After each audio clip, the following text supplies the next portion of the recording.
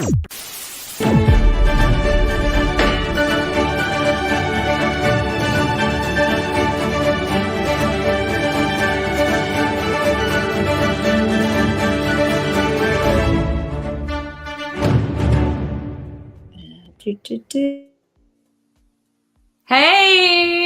we are live. Are you? Hey, girl. I'm trying to put my camera back on. I know, and I did like two things. I'm so sorry. Everyone is in the chat like, hey, where's everyone? Hey, we're here. Hi, Hannah. Hi, Michael. Thanks for joining. Yes, we are going to be doing shows every Thursday. We're working on a time. So I think we're going to do, are we doing the earlier times or the later times? I think we're not sure yet. I think so this is the deal. Rachel and I had been doing the Reality After Show podcast for The Traitors, which Rachel was on for season 1 and season 2. And we spun it off into our own little Reality Queens show where we're going to talk about all things reality and answer any questions, maybe any questions you have. And we're still kind of trying to work out the time. Yeah. But we'll let you know. Yeah, we'll let you know. We're working on, because this is our first like podcast. We're introducing ourselves. Hey everybody, I'm Rachel Reilly Villegas, and I am joined by Jenn Hoffman. Am I introducing you? I thought you would say your name. No. I thought you were introducing me. I was like, okay, go ahead and say it. Jenn Hoffman, whose boobs look really crooked because I'm wearing a muumuu that's just. Oh, I feel like they look really good. So, and I am gonna be as everyone that's in the chat knows, I am from Big Brother, Amazing Race, The Traitors. I have been on reality TV since 2010. I think I'm going to start introducing myself that way instead of naming shows. But yeah, we're going to talk about reality TV gossip, casting. We're going to talk about our favorite shows. It's an after show, so we'll talk about the show after the show and just kind of get to know you guys a little bit better.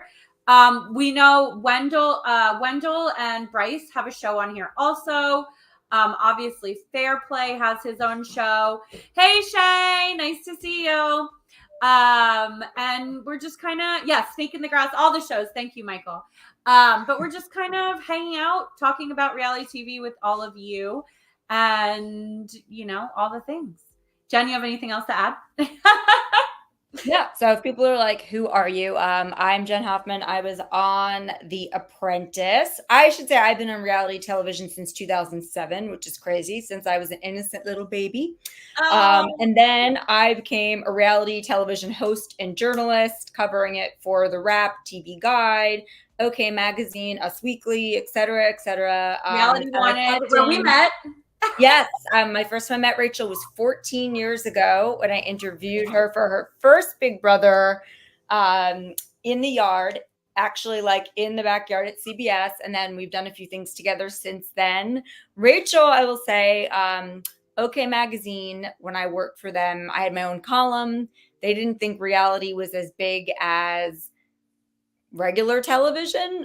They knew like some of the Bravo celebrities were, but I was like, I bet you if I do an interview with Rachel, because there had been some drama going on, that it'll like break your website. And my interview with Rachel at that time was the highest traffic interview or video that was on okmagazine.com. So thank you. I had no idea.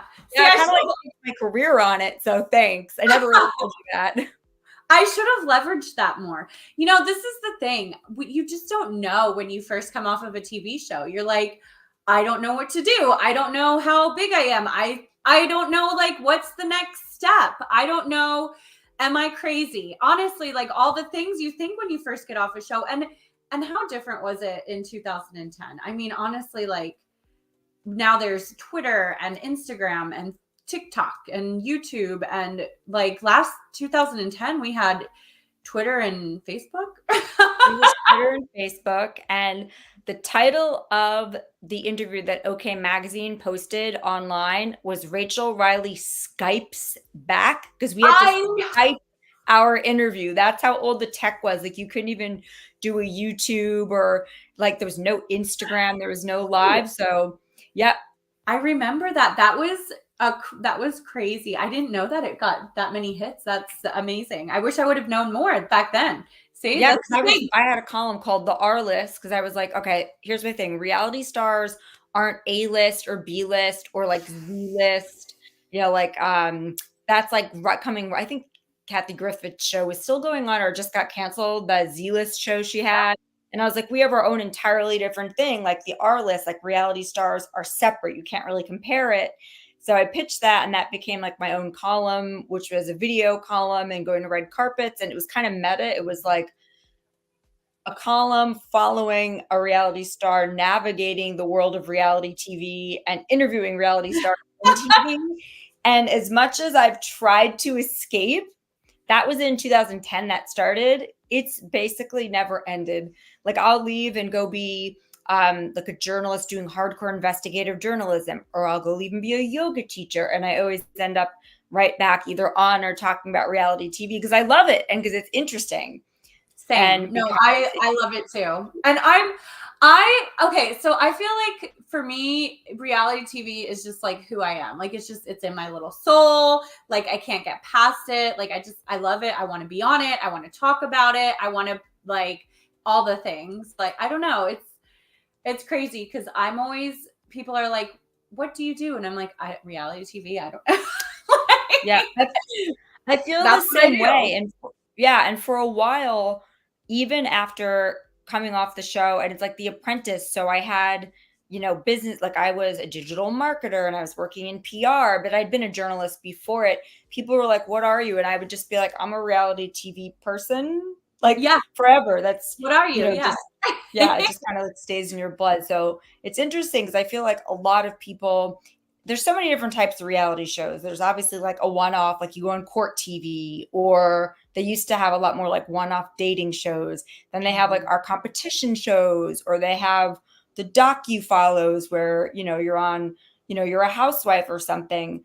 But once you're on a show that's either big enough or people recognize you, you kind of are always in a way that person, even if for me it's almost 20 years later, which is mind-blowing to me. 2007, I guess, like 15, 20 years later. Wow. Like, I'm such a different person and I would do it so differently, but like, I'd probably still be on reality TV.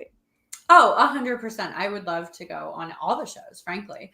But yeah, no, I know. And it's crazy because I always talk about this when I do like my business of reality TV stuff that I do. And I'm like, there's so many different like genres of reality TV. Plus, like, they consider game shows reality TV, which I'm not sure, like, are game shows reality TV? I don't know. Our shows are classified as game shows. So Big Brother and Apprentice are technically and legally classified as game shows. So they're technically, game shows are reality TV. But then I think of game shows like Press Your Luck, or like, even like Jeopardy, right? Yeah. Like any of those kind of game shows. But those are like, I mean, I guess they are like. Think about what they're doing now with Deal or No Deal Island. And then we'll get to that. There's some great questions here about the GOAT and Traders. Yes, I would love to do the Traders. I think it's like a beautiful, epically done cinematic show. It goes beyond reality TV. So Michael, thank you for that question. And Rachel and I can both talk about the GOAT. But Deal or No Deal, I think did something awesome because that was like a game show, like straight game show. And now Deal or No Deal Island has made it like a game show reality show. Yes. And then you have this new show on Fox, which is called The Floor, right? And The Floor is like a 10 episode one game show. So like, is that a competition reality show? Like, what classifies it as a competition reality show, right? Well, what about Mr. Beast? So no, I think I haven't seen The Floor, but I think of Mr. Beast, who has, he's the biggest YouTuber of all time, and almost every single thing, it's either a challenge for him and his friends, can we survive this? Or it's a game show competition for people that subscribe to him or random people. And he just announced the Mr. Beast games, which are casting. They're casting 5,000 people. It starts in June. And if you keep doing well, you would go all the way till September. Yeah. And they're not paying them. I know. That's what's kind of crazy. I guess they can't really pay 5,000 people, but it's going to be interesting because he's partnering with Amazon. Yeah. And like Can my they not daughter's the pay biggest. 5,000 people? It's Mr. Beast. Like, I am not throwing shade at him, but I'm throwing shade at him. And then Squid Games didn't pay people either. I think it's a little ridiculous. Like, how are you going to have that many people on and not pay them? And then you're also going to expect them to be on a show for that length of time. You're making profit. They're making profit. Like, but you wouldn't have this show without these people, right? 100%. I agree. And there's one misconception that people have. So people think that people that go on like the reality show game shows, my front door is buzzing. You'll see, I'll just randomly be like, there's somebody at my front door.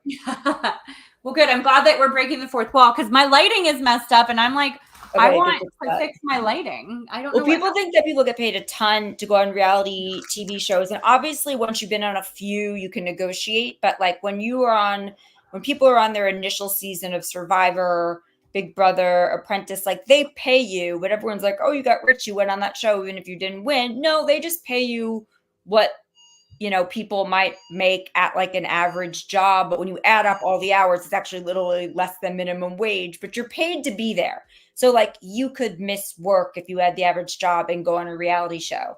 But that's the one thing about Mr. Beast games, because my daughter is the biggest Mr. Beast fan. And she was like, Mom, if you ever get a chance, or if I ever get a chance, would you, please apply? And I was like, oh, I'll apply, because she asked me. Then I was like, they're not paying anything. They're not telling you anything, which is kind of fine. But they say it starts in June. And if you keep going, we need you all the way to September. And I was like, okay, so who takes care of my kid? Fine, but I was like, but who pays the rent more importantly than that? I was like, somebody could take care of my daughter, but like if they want people to commit to 3 months of something and they're not paying them to be there, who could do that? Honestly, like, I don't know, maybe like a bunch of 20-year-olds that don't have like other responsibilities, but from what he had like said that he's doing, because he doesn't pay people when they come on his YouTube channel, which I get. Okay. Like your YouTube stuff, he always like surprises people. He's like, you get $10,000. Right. And like, I love Mr. Beast. And so I'm like, I get it. Like it's a YouTube channel. It's a YouTube thing. But now we're talking about major networks. We're talking about like Amazon Studios. Yes. Yeah. Amazon Studios. We're talking about months of these people's time. We're talking about putting them through whatever challenge they're going to be put through.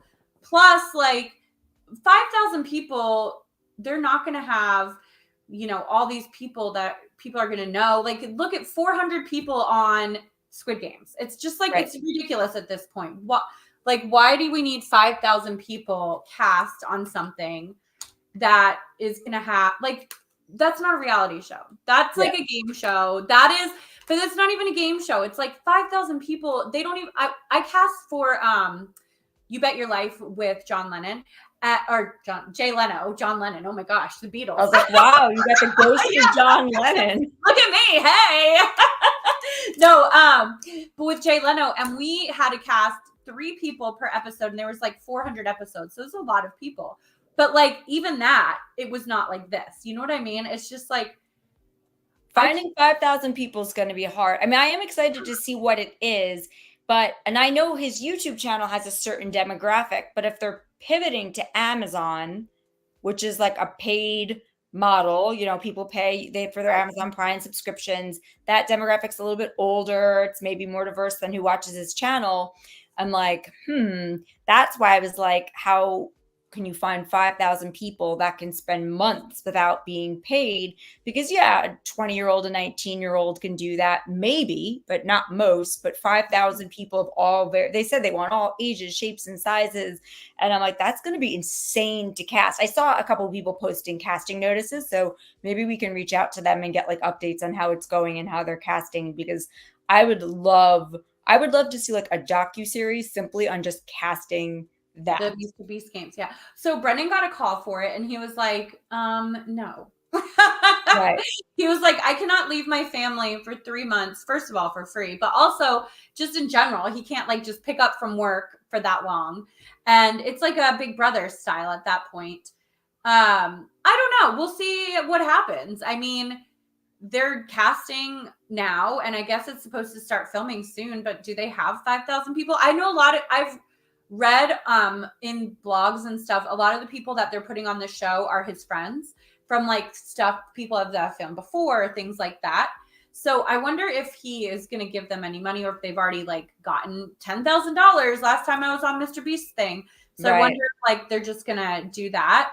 But I mean, look, I'm a beast head. Wasn't that what we call ourselves? A beast head? Sure. So I will watch it. I will support him, but I don't like the model, and I don't like the idea of these games that are getting ridiculous, like Squid Games, where you're not paying people and then you're expecting all these people to go show up and do stuff and make good TV. And I know people from Squid Games that like loved the experience. They had fun, but like by the same token, they didn't love the experience. You know what I mean? Right. Like they're like, yeah, I loved it, but like, yeah, it's Netflix. We should have definitely gotten paid. And like, they can't go on another show because that's how it works. Like the network still, unless you are on. So if you're on Squid Games, you make a splash and they liked you, Netflix might put you on, I don't know, the love show that they just did. What's the other love show? The Pitch Perfect 2 or whatever. Oh yeah, now they have the Perfect Match. Perfect Match, yeah. Pitch Perfect, that's a movie. So perfect match. So they might love you and put you on that, which is great. So it could be like a jumping board for you to go on a different show, but I don't know. I mean, It's sort of like The Challenge, though, how it used to only be real world and Road Rules, and then they started adding other people from like CBS, Paramount, but you can't really cross. I'm not sure on that one. You can't cross over on The Challenge from like NBC or Netflix, can you? No, Everyone kind of Netflix. I don't see Netflix bringing their people that are on these other shows. I think it's just going to be Netflix people for these shows that they're doing as crossover shows. I know they also just filmed another show that they just announced that was filmed in April, and actually got a call for that, but they ended up using only Netflix people. So I think that they're just going to use Netflix people. But it's another crossover show similar to Traders, and Traders challengey kind of show. So I think we're going to be seeing a lot of those shows pop up. I heard that Hulu is doing one. I don't know what all the different kind of like game show, like how the game is gonna be played. But like the GOAT, like we saw the GOAT, we saw House of Villains. So these are all very similar. Like they use people that have already been on shows as the GOAT I love because they've taken people from everywhere. So I guess like that's great with that Traders you too. brought that up. Shay's World TV brought up the GOAT. The GOAT, even though I know that some other people are talking about it within this universe, I love that because they have someone from The Circle, they have someone from The Bachelor, they have somebody from Survivor. Like they've actually taken people from across all different networks and genres and things like that. And I think that makes good TV. And I understand people want to they want to build their Netflix family the same way like CBS built up their CBS world in their universe and the way NBC and Peacock did. But look, NBC used to be so strict. If you were on an NBC reality show like The Apprentice, they would only want you to do another one like that. I could try to go do a CBS show, but CBS would say no. I was on an E channel though, so I was able to do E, but I guess there is some flexibility, but I do love that the GOAT has brought everyone all together and mixed everybody up. Yeah, a lot of them are being like, so I like that about the GOAT. I like that about House of Villains. I like that about Traders. I think that model works better, but I guess Netflix has so many shows. It's kind of like they had a lot to pick from. So I think that worked for that. I guess it's just a different model because I think the Hulu one, I believe that they're doing people from all different networks, but I think the Netflix is only doing Netflix people. Are you allowed to say what type of show the Hulu one is, or is that totally under wraps? Yeah, no, it's just like The Traitors. It's literally just like The Traitors, except for like on Hulu. That's all I know. That's as much. And as is it going to be all reality stars, or is it going to be all like how reality. the first season was? Okay. No, it's supposed to be all reality stars. And apparently there's another show that I don't know. I'm assuming it's for, I don't know what network it's for, because what other networks are there? But there's another show that they're doing that apparently they're having a crossover too, because I know people from Bravo that have gotten called for it. I don't know what network it is, but apparently that one is going to be a big show, like big money, big personalities, people that are like so famous that you're like, oh my gosh, I can't believe that, like a celebrity style, like not just like reality stars, like celebrities. Huh. Yeah. Okay, that's interesting. And then also there's Deal or No Deal. Deal or No Deal Island had Boston Rob, and he was the only ex-reality star. And now I think this. Well, and then that girl that was on the Deal or No Deal Island. Oh, Claudia. She was on The Apprentice and Yeah. was also a case model. But girl. this next season coming up supposedly is going to be like half reality stars and half civilians, regular people that aren't insane. That'll be interesting. That goes. That'll be, I'm looking forward to that, because I think the reality star regular person doesn't mix, in my opinion. But that's just my opinion, and I just didn't like it because I played in a game with the regular people, and while I thought it would be fun, I would be able to use it to my advantage, I think that the regular people, I couldn't use that to my advantage. It was way harder to play with them because they just like were so all over the place. They were almost like, they were like nervous, and they were just like, a lot of them just didn't know how to like play the game as much. So it was just, because it's the same way as when we first went in. Like we were nervous, but we were with all other people whose first time it was. So it's almost unfair to take half people that have never experienced reality TV and then put them up against reality TV that people have been on multiple times, that are competitors, that are fierce, that are going to band together and just know they can eat the other people alive. And it's like, unless someone really figures out either how to align with them or how just to kind of get it together, it's an unfair advantage. It's not that people that haven't been on reality TV are just these wild deer in headlights naturally. That's how I was. That's how you were the first day we walked on set. It's just that we're used to it now. So you can't really have those people compete against each other. No, at least not for it to be like too exciting or for it to work very well. Agreed. And that's why I wonder how it'll work on a show like Deal or No Deal Island, because even with Boston Rob being the Boston Rob that he was able to, I mean, dude, he was able to masterfully like school those people. Yes. And they just like, I was kind of trying to do that on Traitors. It just didn't work for me. But like, they just didn't know what they were doing. And then they learn, and you're learning from this like master player as you're going along. So you're never going to ever get ahead of them. Right. It is totally not fair. And then you're never, even if you like, let's say you work with them, you'll never get ahead of them. But if you don't work with them, you go against them, you're never gonna know, like, I don't know. It's just, I don't like it, but we'll see how it works out. I think it'll be interesting to watch. And Peacock is such a big brand now. Like all these things that they're doing, like, are just so big, like the shows that they're coming up with and everything. I feel like it's just like so much fun to watch what they're doing now. Whereas like Traitors was one of their first kind of like shows. We were like the first time it was like half reality, half. Right. They were figuring it out. Yeah, exactly. And I felt like, I think that was interesting because I was figuring it out too. And I wonder if I wasn't in that Traitors cast, how I would play Traitors too. You know what I mean? Like you just ask all these questions. Right. Being on the next season or being on it with all players. It's like, it's hard to go back and think like what you would do if, but that's like the Deal or No Deal with celebs right now. There's two, like I got a message about it from somebody, but the one problem was like a scheduling conflict. But the other one is I was like, do I want to be on the second one? They made sure they had a big winner on the first one. If like the second one's going to be weird, I was like, I hope they do a third season of that one. And then maybe I would try for that. It's so weird how strategic you have to be when applying for these things or trying to be on the show, not just for us, people that have been on reality, but I would say to even people watching this who've never been on a reality show, like applying strategically to the shows.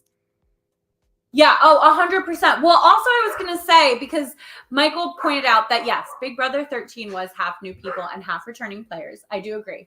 But it was, I don't know why, for some reason it feels different than like a trader, like how Traders was, where it was like reality stars versus newbies. Because I think when you have people, we were returning players. We weren't like, we hadn't been on reality TV for 10 years. You know what I mean? Like, yeah. You know why also, I keep like looking at this. I should just like tie it up.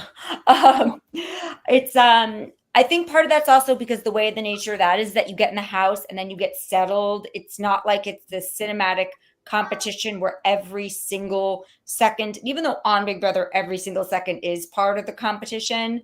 Traders seemed, and at least from the way you described the background of it, that it was like you guys went from one thing to the next. Nobody knew what was going to happen. Yeah. Everything was very scheduled, even down to the amount of alcohol they gave you and food and all that was like very much set up.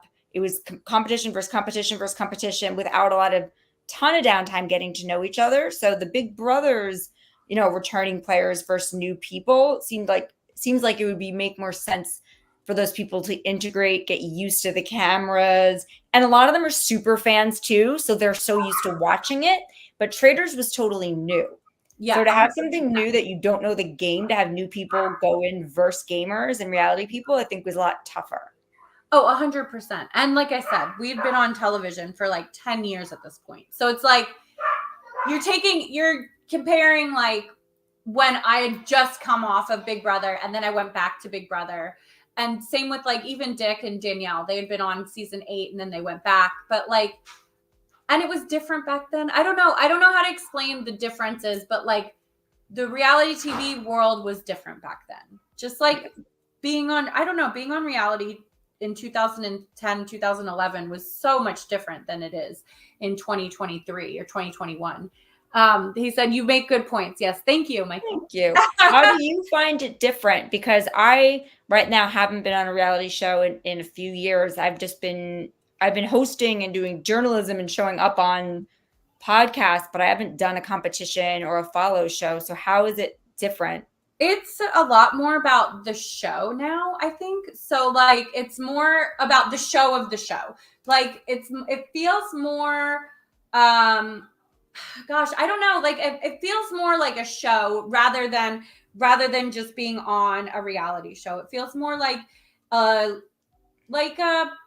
scripted show. Like it doesn't feel even like people ask me all the time because they're like, oh, what's the difference between influencers and reality stars? And I'm like, I don't know, like an influencer or like someone that's just on YouTube or someone that's just on Instagram making videos, things like that. It feels like what I imagine a scripted person would think of a reality show in 2010 or totally, where it was like, it feels now more like a totally different genre, totally different like level. Everything was more raw back then. Even though producers were still very involved and definitely trying to make sure things went the way that they wanted to, and getting involved with outcomes. Now it's a lot more cinematic. Like as everyone's talking, you and Trishelle were talking about how they go over your wardrobe for Traders because they wanted everyone to have a certain aesthetic, and there was a very high production quality. And even on House of Villains, they have Joel McHale come in, so they have like a different type of host vibe. They break the fourth wall and talk about what's happening behind it. They had certain villain music. Like it's more theatrical and more of a production. Much more theatrical and a production. Yeah. And like Married at First Sight, Love is Blind, like the sets, even down to, I joke about, this is my favorite thing about reality TV now. They all have these like stainless steel, either gold or silver reality TV tumblers that people are drinking out of. On our shows, they used to just rip the label off or put an X. So you can see even on a high quality show, like The Apprentice was one of the biggest shows then, and it was one of the highest budget shows then. If any of us were drinking alcohol, they literally scribbled out the label just like with a Sharpie, and that's on TV. And now they have like just that tiny little fine detail of having everyone in every scene having a matching thing. Part of it's probably so you don't know who's drinking what or who's having what, but it's also to prevent the branding. They just used to cross out a brand so they wouldn't show what brand it is with a Sharpie on a major network television show, or sometimes give you a solo cup. But a lot of the times they would just scribble out the brand or rip the label off. And now every show is stylized enough to be like, every single one of our tumblers is silver. They match, and we never show somebody drinking anything, whether it's alcohol or water, out of anything else. That little tiny detail almost shows like the macro level detail of how the production quality and just control and like everything has changed in reality. Oh, 100%. And Shay said influencers also choose what they share, where reality stars are at the mercy of editing and production. Reality stars are also at the mercy of whatever situation we're put into. So it's like it's like a sitcom. It's situational because we are very much like put into a challenge or put into my baby needs me apparently. Yes. So we're put into something. Let me just take 1 second. See this. Yeah, go check on your baby. I'm filming in a little bit earlier in the day. Hold on. Yeah. No, but you're absolutely right. That's what I was thinking about with the influencers, is that the influencers choose what they want. There's usually an end goal. The influencer, like they're pushing products they have an affiliate link to, or a course, or to download something, or, you know, to buy a certain makeup brand, and they totally are in control of the content. There's no producer telling them what they can't do. There's not a network. I mean, obviously there's certain things on Instagram and YouTube and stuff like that that'll get shadow banned or blocked, and their content has to be interesting. But you're right, there's usually not somebody else producing them, right? Unless, of course, now you have this whole like all the AI influencers, and there's just agents creating AI bots to make AI influencers. I mean, especially when it comes to OnlyFans and sex, and that's like a whole other thing. But I was answering, going back to Shea World TV's thing about influencers choosing what they do. That is the major difference when people ask about reality stars, because they're not reality stars because it is much less reality, because they're showing you something very specific. So the end game is for a call to action. Are you going to purchase a product, download a thing, buy a course, buy makeup, use their services, something like that? And it's not negative at all. I'm like, oh my God, the way influencers create and have to craft a brand and have certain algorithms and manage them all themselves is like, I love that. That's incredible to me. And I love that people don't have to wait for a network to say, sure, yes, you can come on our television show in order to, you know, have exposure. So I'm not hating on influencers, but it's like, yeah, they absolutely don't have like, they have their own bullshit to deal with and have to work really hard, but they also don't have they're not the mercy of an edit of somebody who might just be like, we need more drama, make this person look like a bitch, or this person's boring, make it like they never were in the show. Well, like an influencer's like not putting on a show. Even a YouTuber, they're not like necessarily putting on a full story. They're not telling a full story with each one of their episodes. Right. They're telling so reality TV, then maybe it's more of a story driven now. So reality TV is so much more story driven than ever before, even because they have created such theatrical experiences now in reality TV. And I think with augmented reality and with like Meta and Oculus and all that stuff, we're going to get even more theatrical reality TV productions. So I think that will be really interesting because with your AI point, I don't know that they're going to create AI reality stars, because that's something people always say. And I'm like, I think like they're always going to have entertainment. We're always going to have people telling stories. I think that's the difference. But speaking of stories, before we go too off topic, okay. So we have this crazy Bethany Frankel story, right? So, oh wait, whoops, wrong one. So here we go. So Bethany Frankel is at Chanel, and Chanel tells her that she can't come in, right? Like, because she didn't have an appointment. But typically she's a Chanel customer who's apparently purchased a certain amount of stuff from Chanel. She has some of their like exclusive bags, and she's a well-known Bravo celebrity, and she didn't have an A appointment. well-known So she got turned celebrity down. in general. She's a brand. Speaking of brands, she's a brand herself, right? Right.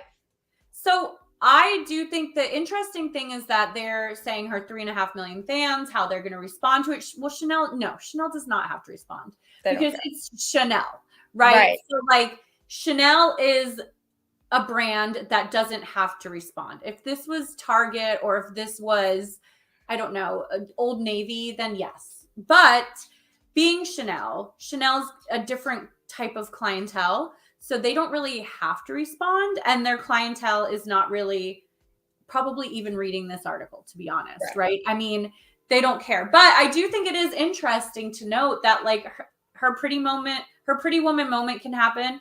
I think we've seen this with some other celebrities who have had these like pretty women moments. Didn't Oprah have something like that happen to her? Like where people but Oprah was like, you know, coming out obviously from a very different angle because she was like, okay, I'm a Black woman not being recognized. And that was a lot of criticism of Bethany because they were like, do you know how many Black women have tried to roll up to a store like a Chanel and have had security like either follow them or harass them? Like you were denied, like poor Karen, white girl tears, like thing for her. But I think she was just more, which is understandable of why people would say that to Bethany. But at the same time, I think Bethany was like, hey, I've spent like thousands, hundreds of thousands of dollars in your store. Oh, you denied me. And then she showed up again, like either the next day or a few days later, wearing a Chanel suit from Chanel, and they let her right in. And you don't know if that's because they knew like in advance. Like she says that they didn't know in advance that she was coming. She did another without an appointment type thing, but she thinks it's because she was just dressed down and in sweats and whatever. So it kind of was like really like Pretty Woman where she shows up and they think that like she's nothing and they won't help her. And then she shows up in a Chanel suit and suddenly she's, you know, for sure. And suddenly she's like, yeah, but you know what? I'm not going to lie. Like, I understand why she would post this. It's Bethany. She posts everything. But like this has happened to me before at a regular store. Like I show up after the gym, I'm sweaty and gross. I have my hair, like half of it's in a side pony. You know, I have on like my torn up gym clothes and people look at me sideways. Like, no, I haven't gotten denied, but like I'm not going to Chanel dressed like that. Like we don't have a Chanel in Alabama. But I went to Saks Fifth Avenue dressed like a normal person, like what I thought was normal in Alabama, and nobody talked to me. Not one single security person, or not security, but not one single like person that worked at the store talked to me. And this was just like a Saks Fifth Avenue. I was going because I needed to find a dress for Traders for the reunion. So I was like, well, if I want to wear a nice dress, it's obviously like Bravo. Andy is like literally hosting it. So I need to make sure I look good. But, you know, not a single person would help me. So, I mean, I didn't think I looked that like bad, but you know, I think it's just like the nature of sales and these people. And like, it's unfortunate, but I think it's like, it's so funny because if you look how most billionaires dress, not just even like like Zuckerbergs and all those people, but you can take like all them, they're just wearing like a t-shirt and jeans. And like billionaires that I've known, and these are mostly males though, they wear shorts, flip-flops, a t-shirt. for sure. There's only one billionaire I ever met that was wearing a suit when I met him, and it was either Christmas Eve or New Year's. It was a formal dinner at another billionaire's house. The other billionaire was dressed down, and every other billionaire there was wearing normal stuff, and this one guy was not American, so he was dressed in a suit, and it was Christmas. Yeah, every other billionaire I've ever met in my life is totally dressed down, so it's like for them to assume you don't have money because you're not dressed up is so weirdly 80s Pretty Woman to me. But I do love that Bethany like ran it's just like a whole thing. I know, and I'm assuming that they just are very focused on getting the sales, which in this economy I guess you have to be. But like I can't believe it's happened. I mean, it's happened to me. I feel like it's probably happened to every one of us. I think the point they were making is that now Chanel's clamped down because crime in New York has gotten so bad, and that is true and it isn't true. Like violent crime is down when it comes to like murder, rape, stuff like that.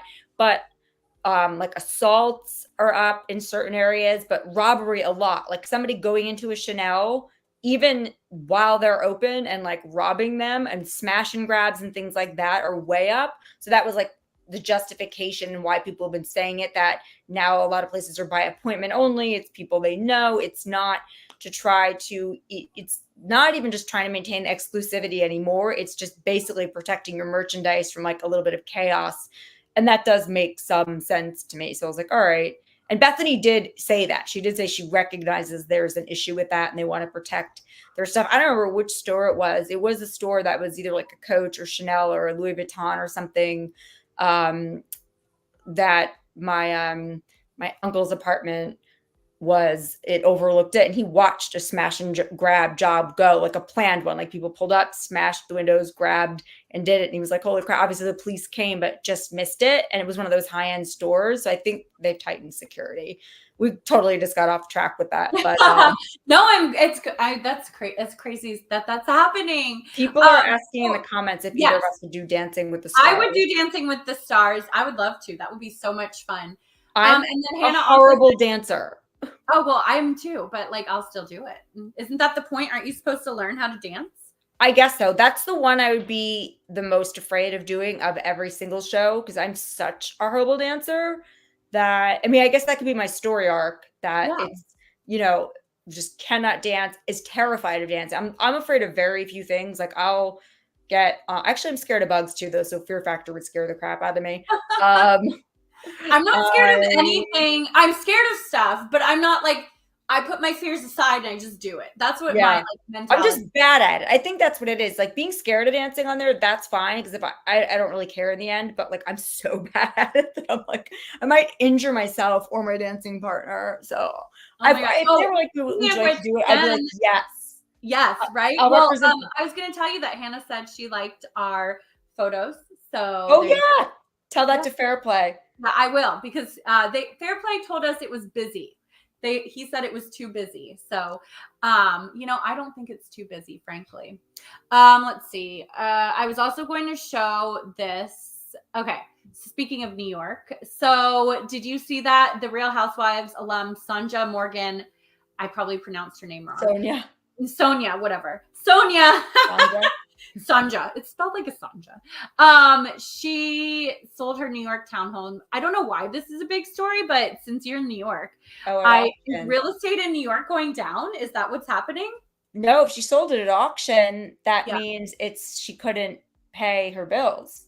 That's what I most of the time. That's not always what happens. Okay. Right. So that is typically what I used to have a real estate license back in the day, long time ago. It was, I didn't really use it, but occasionally people will sell their place at an auction, if it's been on the market for a while, or if they want to create urgency for it. But that's the problem, is that you could end up doing for half the price. So I don't want to assume that she couldn't pay her bills, because I have seen and heard of people selling. You can even watch it's on the latest episode, I think, of Not Selling Sunset, the other one, Buying Beverly Hills. I believe one of the clients sold their property at an auction, and it was not because it was in any sort of default or anything. So I haven't read this story, but that one ended up getting almost the full price they wanted, but they were happy with it, but it's risky, and they were explaining it. So I actually now want to look into that one and see if it's because she couldn't pay it or if it's because they decided to do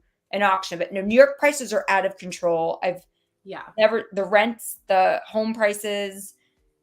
Well, and her place was beautiful. But so I think in the story it says that it's been on and off the market for a few years. So that's what people I think she was just trying to like dump it.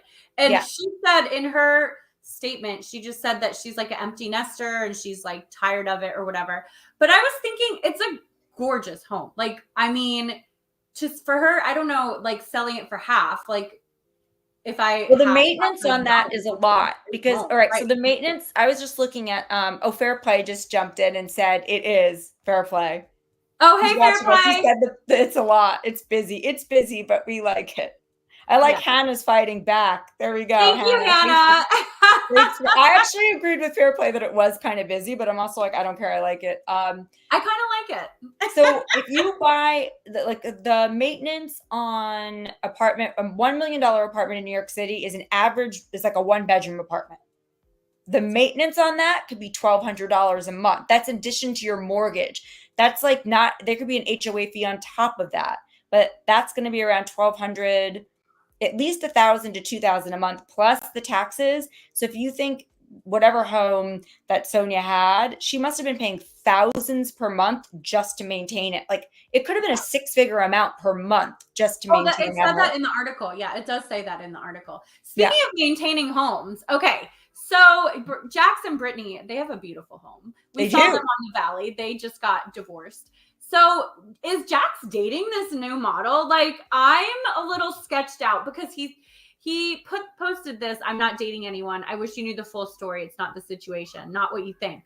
But like, why is he like walking around town when he is just like with this, you know, like going through this divorce? Like the Valley got picked up again. I get it. We have a great storylines for season 2. Right. Everyone got a divorce, blah, blah, blah. But like Jax and Brittany do this like, you know, on and off again kind of thing all the time. Is that like their storyline to stay relevant, or is it like a toxic relationship? I don't know.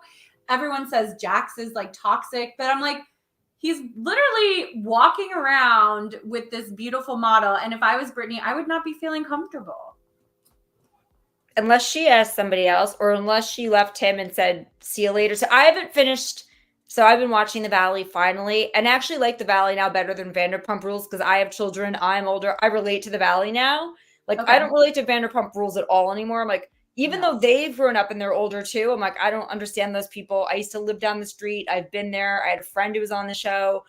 I don't relate to it at all. Now I'm like, you know, a mom. So I'm like, oh, The Valley. I love it.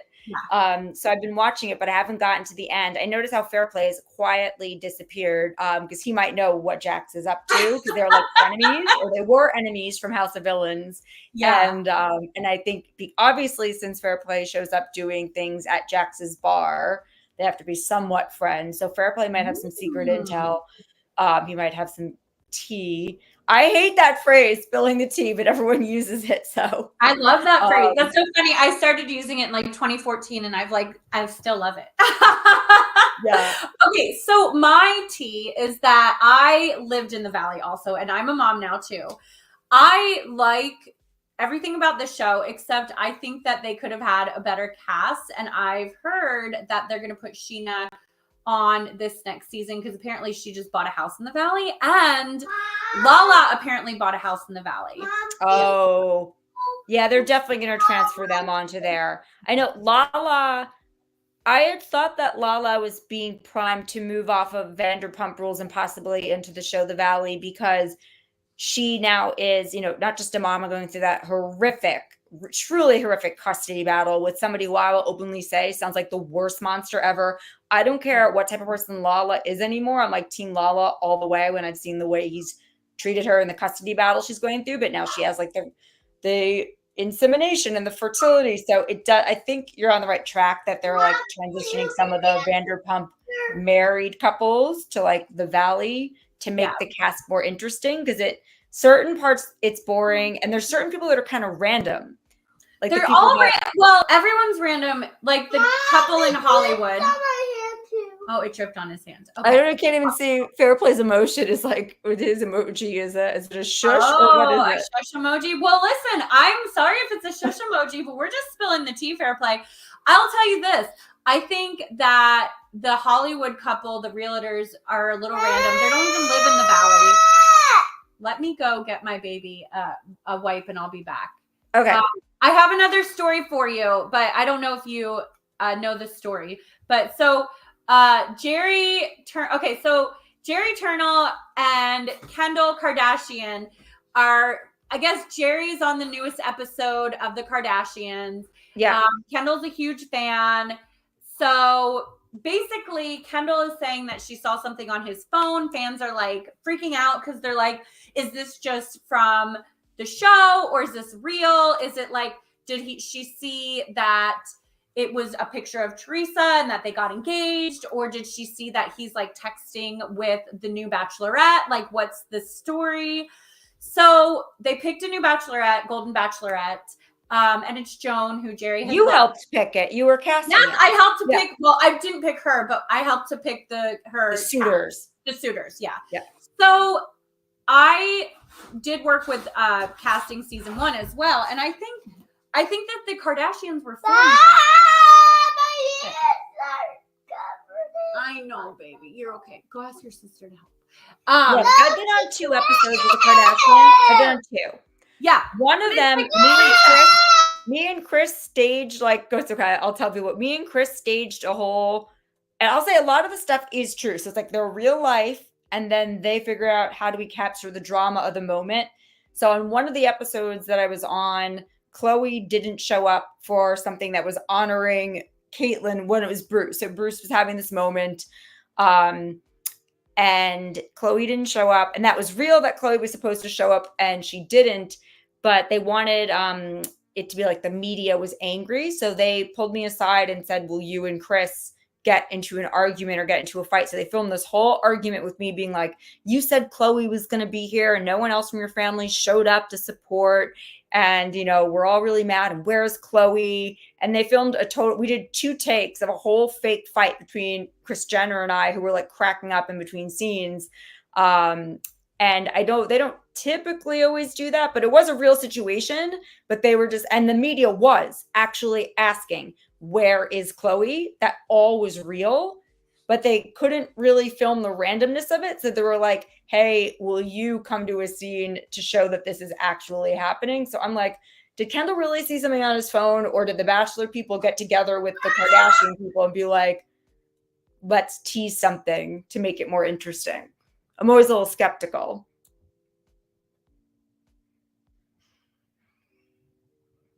No, I feel the same way because I'm like, hey, okay, you're okay. There's no surprises under Kris Jenner's watch.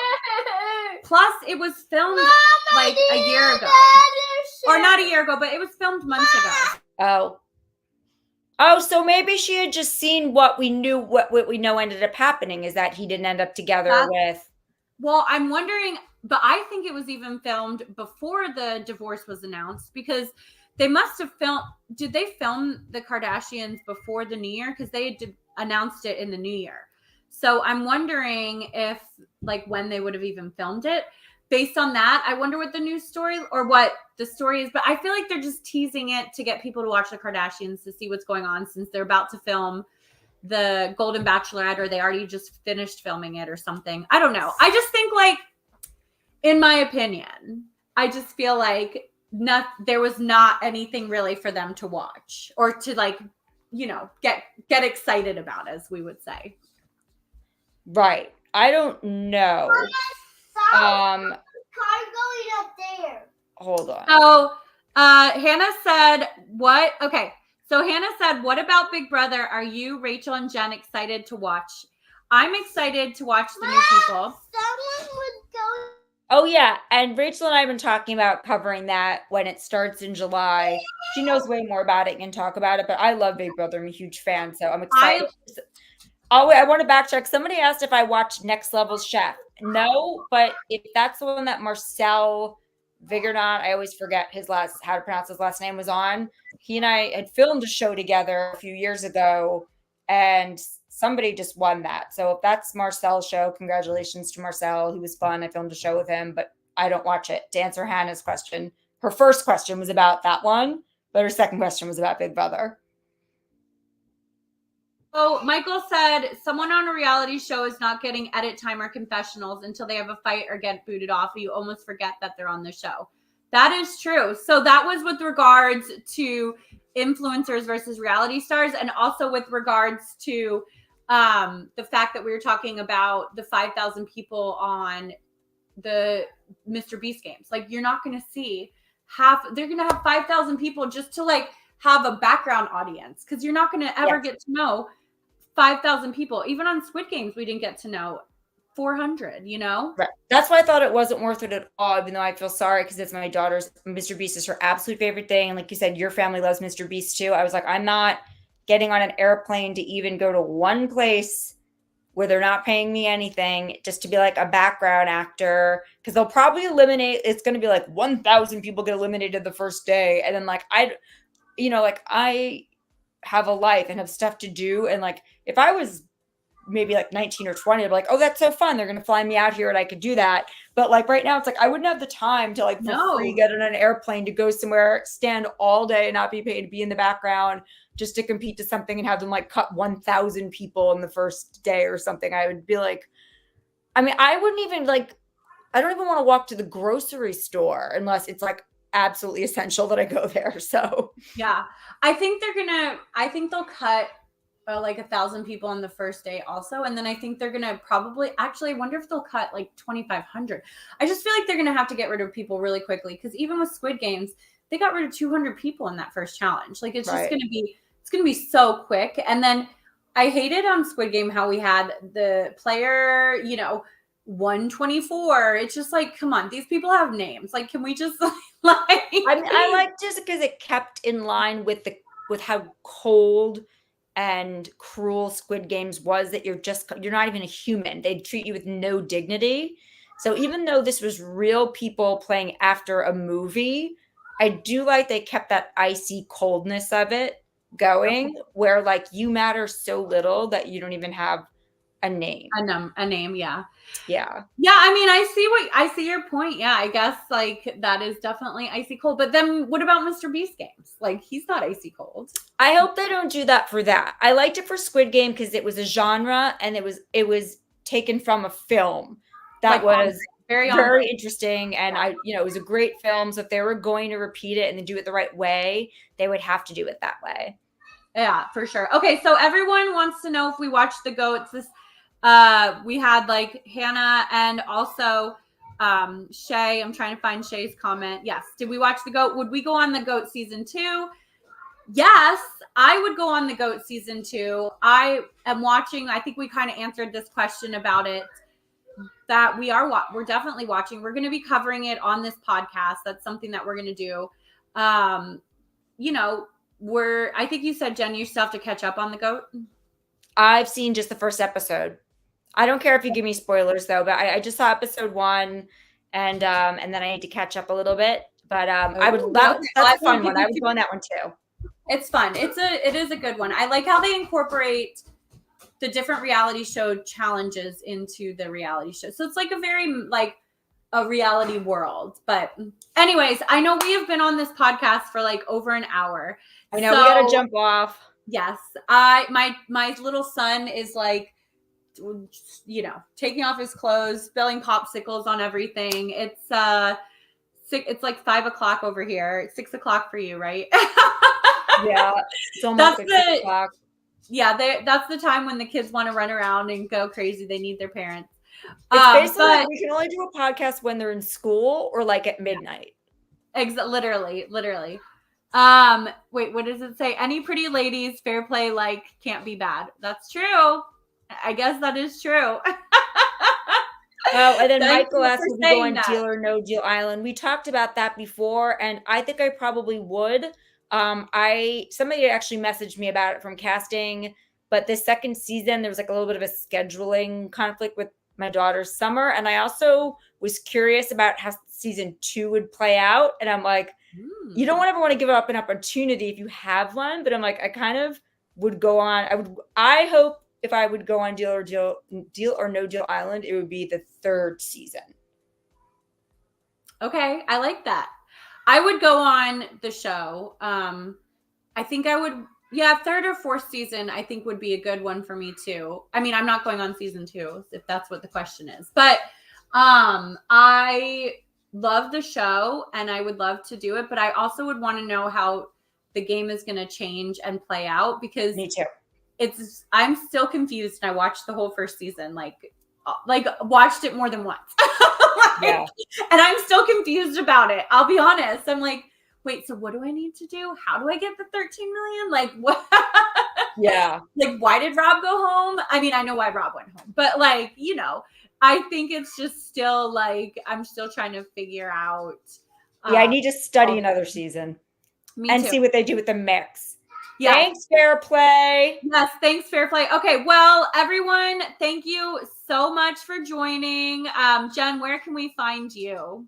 Right now, just on Instagram at Jenn Hoffman High, on Twitter or X at Jenn Hoffman, and all those things. I have all my link in bio, stuff like that. And you can find us every Thursday. We're not sure of the time, but we'll keep you posted doing this Reality Queens podcast. Where can everyone find you?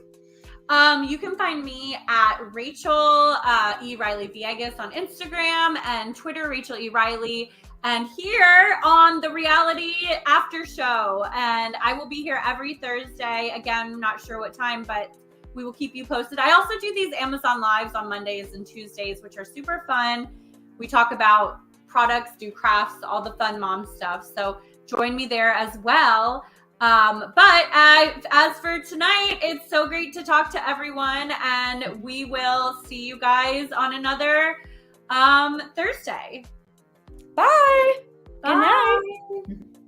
And for more bonus content, go to realitypatron.com. That's right, become a patron now. Get additional coverage of all your favorite shows, the weekly Q&A, and you become a member of the secret, exclusive Facebook group. That's realitypatron.com.